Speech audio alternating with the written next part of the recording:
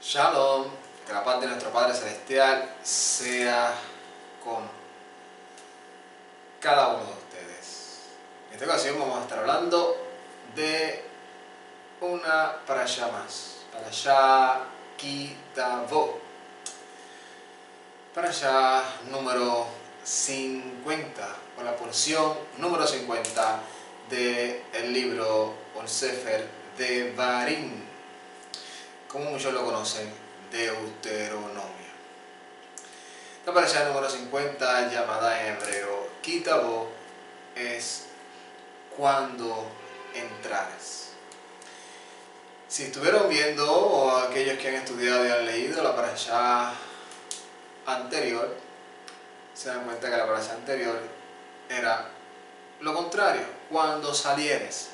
Y era un consejo o una instrucción, mandamiento a los israelitas soldados que cuando salieran a la guerra y ellos vieran a una mujer preciosa, pues iba a entrar en un procedimiento de unos detalles que ellos tenían que cumplir para darle honor y dignidad a una mujer que, aunque la tuviesen en cautiverio, iba a pasar de un estado a otro, de un estado de cautiva a un estado de ser pueblo de Israel. Y en esta parashá estuvimos viendo varias cosas, de manera de resumen, para traerlo como introducción a esta parashá. Estuvimos viendo también la aplicación del mandamiento que se le dio al pueblo de Israel cuando ellos edificaran una casa nueva. Cuando hicieran una casa nueva, los términos que tenían que hacer, y estuvimos hablando en esa parashá de las palabras del Mesías que nos revelan muchas cosas del propósito de esos mandamientos, que es nosotros, que somos un templo, que cuando venimos a creer en nuestro Padre Celestial y en su Hijo el Mesías, Yeshua, somos una nueva criatura. Y los términos que podemos aplicar, o deberíamos de aplicar en nuestra vida, de poner esos cercos, para que aquel que se acerque a nosotros no vaya a hallar tropiezo, no vaya a caerse, no vaya a pasar un accidente espiritual, ¿verdad?, por nuestra negligencia. Y estuvimos hablando de varios ejemplos, y dentro de ellos, no sé si lo llegué a mencionar en esa parashá, estuvimos hablando, o traigo también a colación las palabras de Shaul, cuando él dice bien claro que aunque él, ¿verdad?, come carne o hace algunas cosas que él entiende que puede hacer dentro de la libertad que tiene en el Mesías, dice que si eso puede ser que sea de tropiezo para su hermano, él se va a privar de eso delante de su hermano, para que su hermano no se ofenda, para que su hermano no haya tropiezo en él, para que él, por aquel que el Mesías murió, que todavía eres débil en la fe, vaya a desanimarse o vaya a tomar una libertad extrema y sin conocimiento, sin madurez, sin dominio propio. Y dentro de los términos, ¿verdad?, que estábamos hablando, es esa aplicación a nuestra vida. Esa aplicación de reconocer que el que es creyente, el que le sirve al Eterno, sabe y entiende que todas las cosas son lícitas, pero no todas convienen. Y que no todas pueden estar cerca de nosotros, ni podemos dejarnos dominar de ellas. Y para eso, dentro de la casa que el Eterno, por medio de Mesías, está levantando en nosotros, y nosotros somos, se podría decir esa palabra que utiliza Shaul, colaboradores del Mesías. Colaboradores del Mesías, entendemos que tenemos que poner esos cercos y saber, ¿verdad? Yo siempre pongo el ejemplo de decir, mira, cuando hablo con personas y trato de explicarle en el lenguaje que ellos pueden entender, les explico, les digo, hay lugares donde yo sé y estoy seguro dentro de mi seguridad humana, que el yo ir a esos lugares no me va a apartar del amor que yo siento por las cosas del reino. No me van a quitar la pasión que el Eterno ha puesto en mi corazón de servirle, de honrarle y de reconocerlo en todas las cosas que hago. Sin embargo, hay principios y valores éticos y demandas en nuestra vida que la sabiduría que el Eterno nos ha dado, nos ha enseñado que no trae provecho al estar en esos lugares. No damos un testimonio agradable de a quién estamos representando aquí en la tierra, y tenemos el riesgo también de servir de piedra de tropiezo para otros, porque tal vez a nosotros no nos va a sacar ni mover el piso, pero aquel que es débil en la fe puede pensar y decir, oye, si él fue y él es una persona que representa las cosas éticas y valores espirituales y es un religioso desde el punto de vista como nos conocen en la sociedad, pues el que es débil en la fe puede creer y entender que él también puede ir a esos lugares y no le va a pasar nada, y como es débil en la fe puede caer en el engaño del enemigo y llegar a caer y transgredirse, y todo por el mal ejemplo que una persona puede estar dando. Yo creo que eso es una de las razones por las cuales también la sociedad mira de una manera negativa, lamentablemente últimamente, a los que decimos representar al reino, porque hemos tomado una libertad que el Mesías nos dio y hemos llegado a un libertinaje donde muchas personas piensan que ya eso está bien y que eso no es normal, que eso es normal, que porque aquel lo hace y dice y lo ven como un prototipo de una persona digna y ya se podría decir salva y escrito en el libro de la vida, en el reino de los cielos, y dice, ok, si esa persona lo hace y dice ser creyente, pues ¿qué puedo yo esperar? ¿Qué yo puedo esperar? Y así hay, ¿verdad?, muchas diversidades, donde aquellos que dicen ser religiosos y viven ese libertinaje creyendo que están dentro del panorama de lo que es obedecer, y no saben que han descuidado totalmente lo que son los principios y los mandamientos que el Eterno nos da. Y están los otros que son los que nos miran de una manera despectiva cuando dice, ¿qué clase de ejemplo nos estás dando? Tú que dices ser, y mira hasta dónde has caído. ¿Y por qué traigo esto como introducción? Traigo esto como introducción porque de eso se va a tratar esta parashá. Esta parashá se va a tratar, y la explicación de esta parashá de manera resumen, se va a tratar de cuando entraras a la tierra. Y aquí viene, se podría decir, algo bien interesante que yo pude estudiar en esta parashá, y de lo que vamos a estar hablando durante el desarrollo de ella. Pero para comenzar, ¿verdad?, con esta parashá, se llama Ki Tavo, cuando entrares. Traje aproximadamente 5 textos de manera de resumen. Acuérdense que estas parashás son de manera de resumen, cada quien las debería estudiar y analizar durante toda la semana, y cuando decida escuchar a alguien explicar la parashá, tiene que estar ya empapado, es el ideal, empapado del tema, para saber de qué se está hablando y ser edificado, porque esto es una añadidura a lo que ya la persona de manera personal ha estudiado y lo que el Eterno le ha revelado por medio de él. Vamos a leer lo que dice Parashá 26:13, de Devarim 26:13. Aquí dice,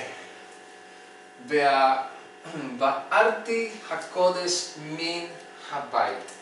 Eso es lo que dice ahí. Es un resumen, o se puede decir no un resumen, sino una sola parte de lo que dice ese texto. Ahí lo que dice es que he sacado sacado lo consagrado, Kodesh, o lo santo, o lo consagrado de mi casa. O sea, cuando yo entre a la tierra, ese es el tema de la parasha. Cuando yo entro a la tierra, yo tengo que hacer esta proclamación delante del Eterno y decirle: he sacado lo consagrado de mi casa. Bueno, que seguimos hablando de la parasha anterior, donde estamos edificando una casa nueva, donde estamos poniendo cerco, y donde dentro de esa casa, cuando nosotros entramos en esa, de una manera simbólica, en esa tierra en la que el Eterno nos está llevando, nosotros tenemos que reconocer que lo que está dentro de esa casa debe de ser consagrado. Y dice que la proclamación que deben hacer los israelitas cuando entran a la tierra era sacar las primicias, llevárselas al Eterno y decir al Eterno: he sacado lo consagrado de mi casa. ¿Y qué es lo que debes de hacer cuando tú sacas lo consagrado de tu casa? Cuando tú reconoces que lo que tienes en tu propiedad fue que el Eterno te lo dio. Dice que la proclamación que tenían que hacer era: yo lo he consagrado. Y tenían que hacer un recordatorio de cómo ellos habían llegado hasta ahí. Tiene que decir: yo he salido de mi padre, que era un arameo, el Eterno lo llamó, de ahí le hizo esa promesa, ¿verdad? Estoy parafraseando. Y el punto dentro de todo ello era que ellos tenían que decir: entramos a la tierra que el Eterno les juró que le daría a nosotros su herencia, como herencia a nuestros padres, tierra que fluye leche y miel, y yo he sacado lo consagrado. Y lo consagrado era que tenía que compartirlo. ¿Con quién? Con el leví, con el extranjero, con la viuda, con el huérfano. Esa es una de las enseñanzas que podemos aprender de esta parasha. Que nosotros, cuando venimos al camino de seguir al Mesías, de seguir sus pisadas, tenemos que reconocer que nada de lo que tenemos es de nosotros, sino que es unos instrumentos que el Eterno nos está dando para capacitarnos para poder hacer la función de la cual hemos sido llamados a hacer en esta vida. O sea que, primero, somos una casa nueva, relacionándolo con la parasha anterior, que eso solamente es todo un contenido. Número 2, tenemos que reconocer que esa casa tenemos que serle cerco para que nadie haya tropiezo. Entonces, cuando se acerque el huérfano, cuando se acerque la viuda, cuando se acerque el leví, debe de hallar frutos. Y esos frutos es que nosotros los vamos a compartir con él. O sea que lo que nosotros tenemos en nuestra propiedad, en nuestra potestad, es para compartirlo. Para compartirlo con el necesitado. O sea, no es para desparramarlo ni para hacer un mal uso de ello. Y de eso se trata el verso que sigue. El verso que sigue, que es el 14, dice: Lo ahalti boni mimenu, velo ba'arti mimenu, betame velo natati mimenu. Aquí eso es lo que dice la palabra que dice aquí, lemet, mimenu lemet, shishmati bekol yuhewahei Elohai.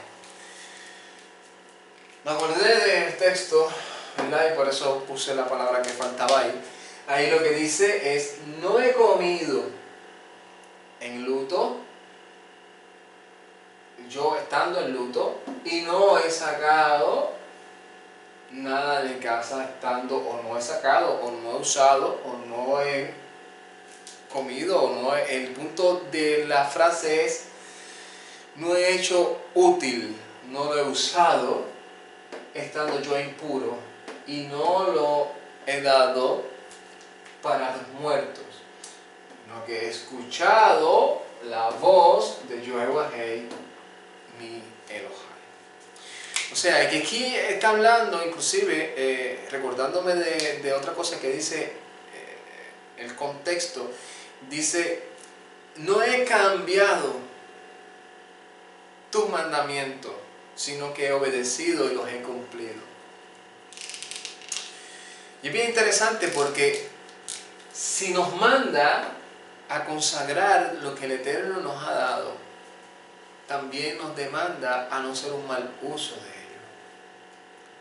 A reconocer que no porque estemos haciendo tefilá, no porque estemos guardando Shabbat, no porque digamos que amamos al hermano, no porque digamos, ya yo pagué las cuentas, ya yo tengo todo al día, significa que lo que tienes de más puedes utilizarlo como cualquier cosa, sino que todo lo que el Eterno nos lo ha dado con un propósito y una función.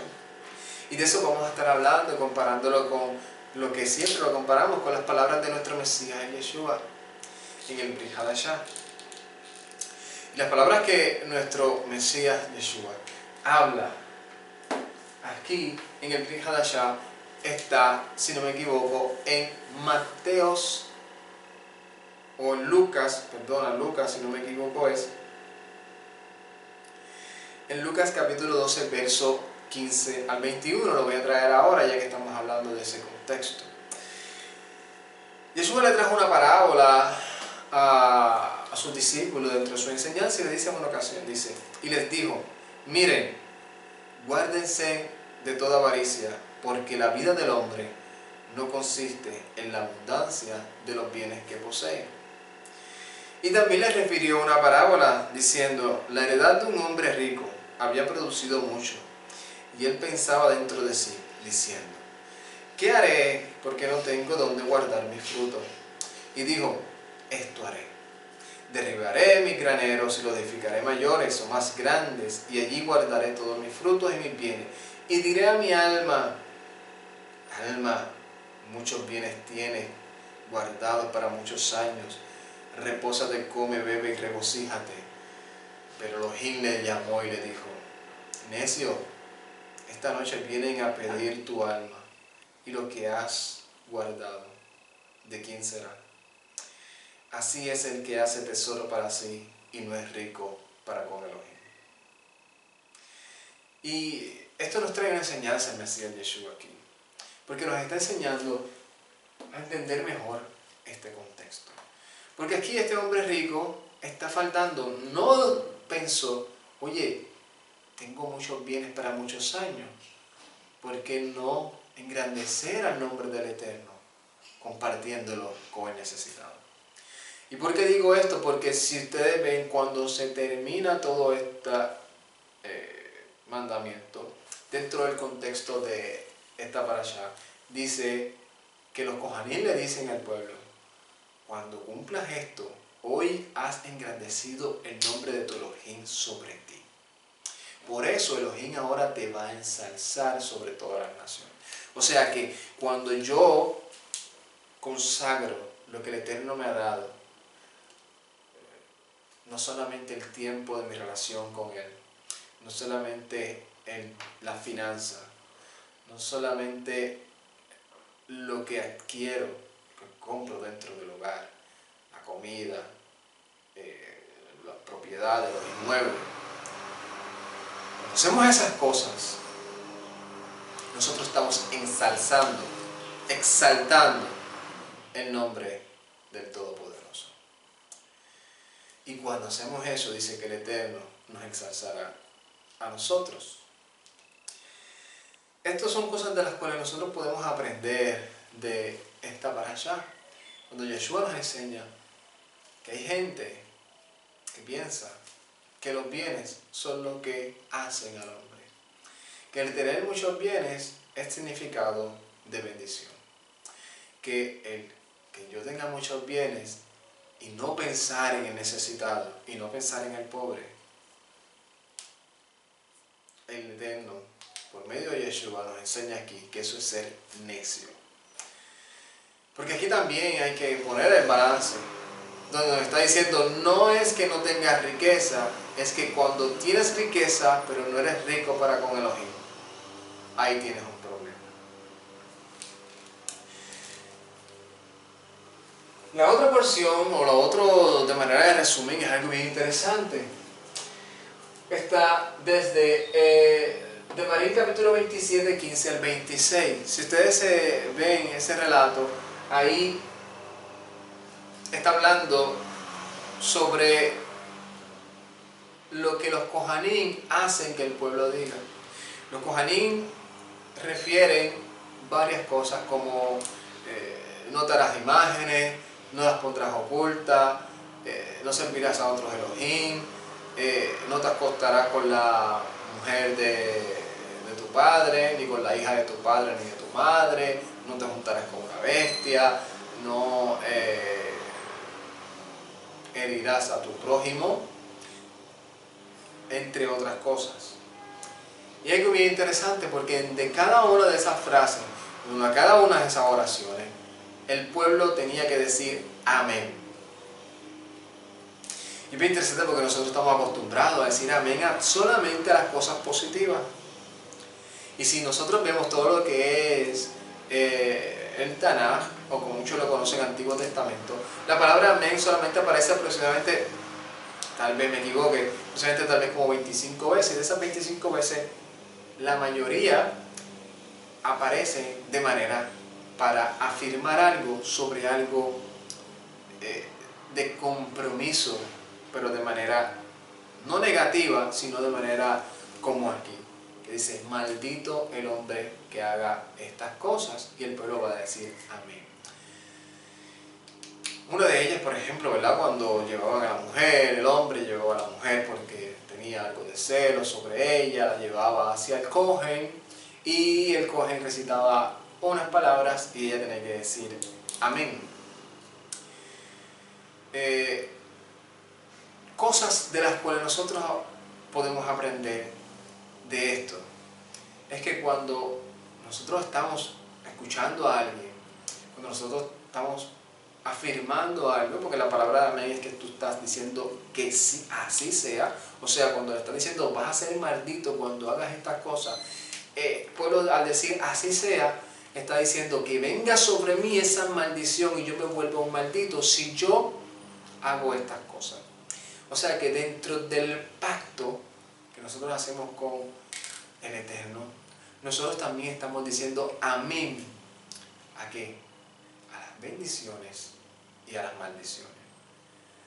Y eso son una de las cosas que nos ayudan a aclarar mucho más lo que es estar bajo la ley, o lo que es ser maldito.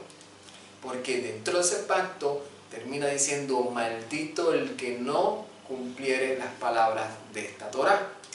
O sea, que nos ayuda a aclarar que la Torá no es una maldición en sí, sino que maldito es aquel que no la cumple.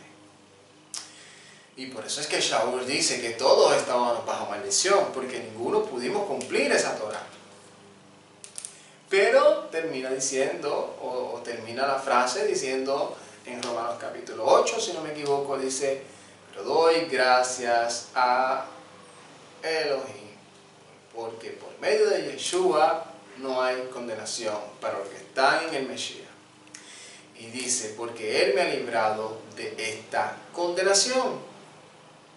Y ahora por medio del Ruach yo puedo cumplirla. Y si fallo en alguna de ellas, no estoy bajo maldición, porque abogado tenemos delante del Padre. O sea, está diciendo, cuando tú caes bajo maldición, por no cumplir o no, por no perseverar en la Torah, y hacías shuvá, o te arrepentías, tenías que llevar un sacerdote para poder acercarte al Eterno. El sacerdote era el intermediario. Te acercabas al sacerdote, le dabas el cordero y le decías, este cordero va a pasar lo que se supone que me pase a mí, pero es lo que me va a entrar en una reconciliación con el Eterno. Ahora, Shaul, o el escritor de los Hebreos, nos enseña ahora, nosotros hemos puesto como ofrenda delante del Padre, ¿a quién? Al Mesías Yeshua. Y el Mesías Yeshua se volvió al resucitar el intermediario entre nosotros y el Padre. Y el Mesías Yeshua, cuando nosotros pecamos, el Mesías Yeshua está presente delante del Padre, intercediendo y acordándole al Padre, ¿verdad?, de una manera simbólica, el significado de su corbán.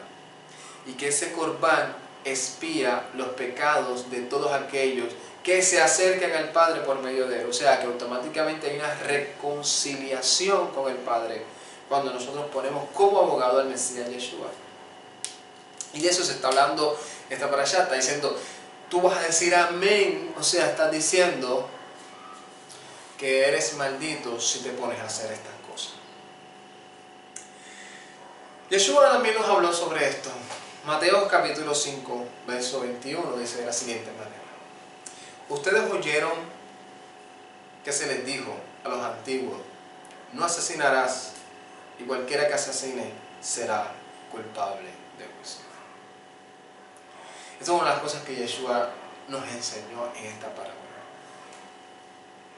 ¿Y por qué traigo esto? Porque si ustedes ven aquí, dice en el 24, hay una señal para el 24 que dice, Maque Reehu Basater. O sea, que aquí dice, no, que dice, en cierto aspecto, de algo negativo, dice, y maldito aquel que hiriere a su hermano en secreto. Y Yeshua trae algo que nos ayuda a ampliar ese entendimiento, porque dice que ustedes escucharon que dice el que asesine será culpable de juicio. Dice, pero yo les digo que todo aquel que se enoje o se encolorice con su hermano será culpable en el juicio. Y cualquiera que le llame estúpido a su hermano será llamado culpable, o será culpable ante el Sanedrín. Y cualquiera que lo llame maldito será expuesto en el crematorio de fuego. De modo que si llevas tu ofrenda al altar y allí te acuerdas que tienes algo contra tu hermano, o que tu hermano tiene algo contra ti, deja tu ofrenda allí en el altar y ve y reconcíliate primero con tu hermano. Y después vuelve y presenta tu ofrenda.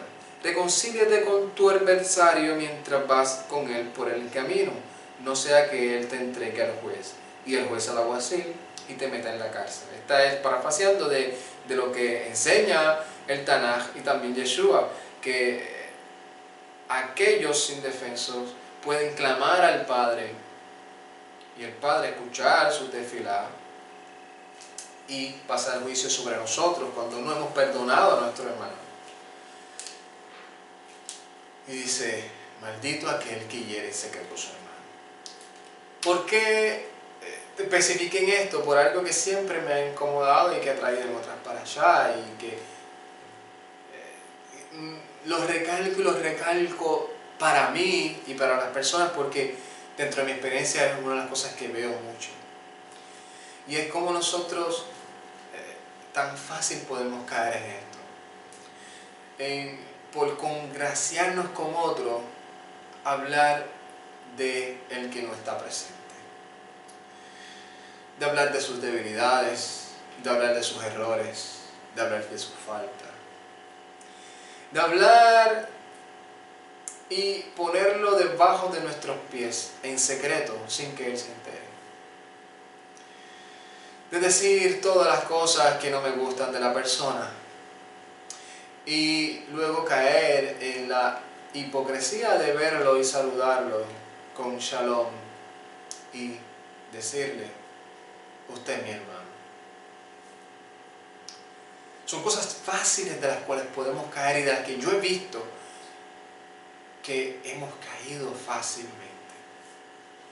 Y esto nos acuerda que nosotros hemos dicho amén que hemos dicho que nos vamos a volver malditos si nosotros empezamos a practicar estas cosas. Si nosotros empezamos a menospreciar a nuestro hermano, a llamarle fatuo, inicuo, necio, estúpido, en molestarnos con nuestro hermano, dejarle de hablar por boberías. Así yo le llamo. Porque no es lo mismo yo dejarle de hablar a alguien que automáticamente la persona no me quiere hablar y ha profanado el camino del Mesías Yeshua y que abiertamente se ha declarado enemigo de la fe. Al yo tener una diferencia con un hermano de la fe y no buscar una reconciliación. Son dos cosas diferentes. Son cosas diferentes y malinterpretamos a veces las palabras de Shaul cuando dice un hermano llamándose creyente, ni comas con él. El contexto nos enseña ahí que lo que está hablando Shaul es que sí, que no comas con él, que no le dirija la palabra, pero está hablando de un contexto cultural donde hoy en día no se vive así. Donde ellos dependían totalmente, todos ellos tenían cosas en común y todos ellos eran familia. Y si alguien le dejaba de hablar a uno, poniéndome en mi caso, yo había faltado en una falta y todos me dejaban de hablar, mi amor hacia mi familia y hacia los hermanos me iba a hacer sentir tan culpable que iba a buscar automáticamente una reconciliación y iba a entrar yo en un arrepentimiento de lo que había hecho. Cuando realmente yo estuviese buscando lo que el Mesías me mandó. Eso era una señal también para demostrar lo que había en mi corazón. Porque si en mi corazón no me importaba lo que mis hermanos pensaran por mí, si me dejaban de hablar o no, automáticamente yo me iba a ir de la comunidad y me iba a dar lo mismo, reconciliarme con mis hermanos. Por eso cuando Shaul habla de esas cosas dentro del contexto de Corintios, en la segunda carta de Corintios, explica y enseña que el primero que ha perdonado a esa persona es él. Dice, ¿para qué? Para que el Satán no gane ventaja sobre nosotros. Así que recíbanlo. Y eso es lo que Shaul enseña. Si tú ves un hermano que cayó, débil en la fe, restáurale con espíritu de mansedumbre. Y aquí nos enseña esto, nos enseña que no debemos de ser partícipes ni practicar estas cosas. De estar practicando ni estar dejando que otras personas se alegren y empiecen a endulzar nuestro oído, porque eso es una de las cosas que lamentablemente caemos y que es bien tentador, porque nos engrandecemos, nos esponjamos, nos justificamos cuando hablamos de nuestro prójimo. ¿Por qué? Porque lo ponemos bajo de nosotros y nos alzamos sobre encima de él con nuestras palabras y ponemos una película y un panorama donde todo parece que el que está mal es él. ¿Por qué? Porque él solo es el único que está sentado en la silla de los culpables o de los enjuiciados. Nosotros estamos acá en la silla de los encarnecedores señalando solamente su falta y no nos hemos dado cuenta que el Eterno está con un dedo señalador hacia nosotros. ¿Se acuerdan de ese hombre que dijo, gracias porque ayuno 3 veces, porque no soy como este publicano? Y el publicano que hacía no se atrevía a mirar ni tan siquiera la cabeza al cielo, sino solamente decía, ten piedad de mí que soy pecador. Y eso nos enseña a entender que no sabemos que aunque la persona realmente, nuestro hermano, haya cometido algo, que realmente sí, él fue el que tuvo la culpa, no sabemos si realmente él hizo Shuvá durante la noche. Y nosotros, como misericordiosos, tenemos que buscar siempre la reconciliación. ¿Hasta qué punto tenemos que buscar la reconciliación? Pues obviamente los términos que el Mesías nos enseña, búscalo, trata con él a solas, busca testigos y siempre ten la puerta abierta para cuando tu hermano haga Shuvah. ¿Por qué? Porque no hay un pecado en el cual no pueda ser perdonado, excepto algunos que son extremos. Y eso es lo que nos enseña estos mandamientos de la parashá. A no sentarnos en la silla de los escarnecedores, a señalar a los demás para sentirnos nosotros justificados y creernos kadosh. Porque nuestra competencia es con el Mesías y no con nuestro hermano. Y aquí nos enseña algo que va a servir también como introducción en la próxima parashá. Y es porque a veces nosotros nos engrandecemos y creemos que las cosas nos están pasando porque sabemos mucho, porque entendemos mucho, porque somos mejores que los demás. Y aquí el Eterno le da un refresh al pueblo de Israel. Y les recuerda algo, y les revela algo. Les recuerda y le dice, ¿se acuerdan que yo fui el que los saqué de Misraim? Lo que hice con Faraón, como aún en medio del desierto no te faltó comida, eso va a estar un poquito más en la otra parashá. Cómo derrotaste a las personas, cómo te guardé estos 40 años. Y sin embargo, hasta este día, Velo natan Yehová Elachem le da. Dice, no te he dado, o no te ha dado Yehová a ustedes un corazón para entender, ni unos ojos para ver. Ve'anaim, o unos ojos para ver, o senim, que es oídos, y unos oídos para escuchar hasta este día. Que el Eterno hasta ese día ni le había dado un corazón para entender o para saber, ni unos ojos para ver, ni unos oídos para escuchar. Esa es una de las cosas que nosotros tenemos que pedirle al Eterno. Padre, yo no solamente quiero ver la bendición que tú traes a nuestras vidas, yo quiero conocerla también. Yo quiero entenderla. Yo quiero que tú afines mi oído para escuchar tu voz, que afines mis ojos para poder ver, que pongas un corazón dispuesto para poder entender. De eso ahí está una canción donde dice, limpia mi corazón o purifícame, tajarle bitlim, purifica mi corazón para poder cumplir tu mandamiento. Purifica mi corazón para poder cumplir tus mandamientos conforme a tu voluntad, por los méritos del Mesías Yeshua. Parashá Ki Tavo, parashá cuando entres. Cuando entres en este caminar, tienes que darte cuenta de que estás diciendo amén a todo. Shalom, ubrajá, lekolam, paz y bendiciones a cada uno de ustedes.